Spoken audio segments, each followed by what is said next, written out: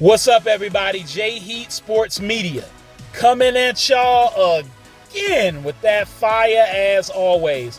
Spitting the hot topics and getting the sports conversation started.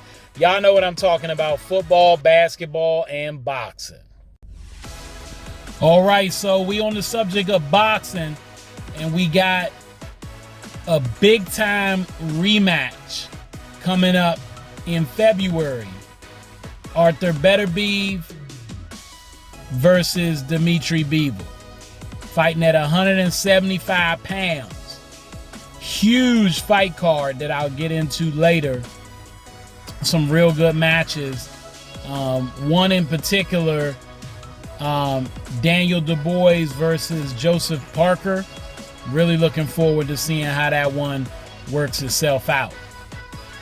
But Arthur Beterbiev versus Dmitry Bivol, I thought that their first fight had potential to be fight of the year. Now, after it happened, it wasn't a bad fight. It was a good fight. Is it fight of the year? I'd have to get at some more thought. But it was a good fight. Competitive, hard-nosed. Some people thought Bivol should have won. I thought it was one of those close enough to call a draw. Looking at it a little more closely, I get why Beterbiev got the decision. What I did learn from the fight, and that I can't wait to see in part 2, is strengths of Bivol and Beterbiev that will lend themselves well in the next fight. Now, I knew Bivol was a good boxer, a great boxer, excellent jab, and I felt Beterbiev was a better boxer than he gets credit, but known for being a slugger. Knocked out everybody he's ever fought in the professional ranks until Bivol stepped in the ring with him.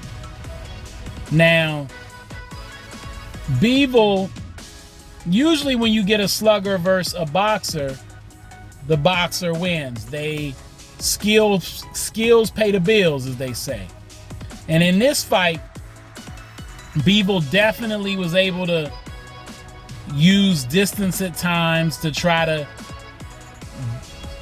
gain an advantage with his jab and his combinations. But Bivol was applying a lot of pressure, and that's what I want y'all to focus on. Bivol brought more pressure, Beterbiev brought more pressure and kept Bivol on his back foot most of the time. And I think that meant something to the judges. People wanted to see these two stand their ground and not move unless the other moved them off their ground. But that's not really boxing all the way now, is it? When you're a good boxer, sometimes you need to be on your back foot. You need to be moving side to side. There's a whole lot of strategies that lend yourself to hitting and not getting hit. And Bivol got enough power where he can usually hurt people. But Beterbiev got a heck of a chin, and he showed that Bivol didn't have enough power for him. And it was evident by how aggressive he was coming at Bivol, even when Bivol was clearly winning from a standpoint of who's hitting who more. I feel as though coming out of that fight, Bivol now knows I can outbox this dude. And he also knows I cannot hurt this man. Not sure if I can. He doesn't know that yet. So does he do a better job of engaging but moving in order to gain the judge's favor based on his skills?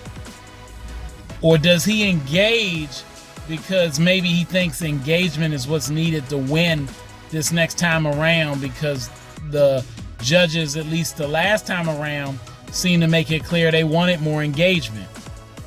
For Beterbiev, knowing that he can take his power, he's got something to think about. And maybe he doesn't. Maybe he's thinking, I'm going to come in there aggressive. I'm going to push the issue and break this dude down more, and I'll get the stoppage this time.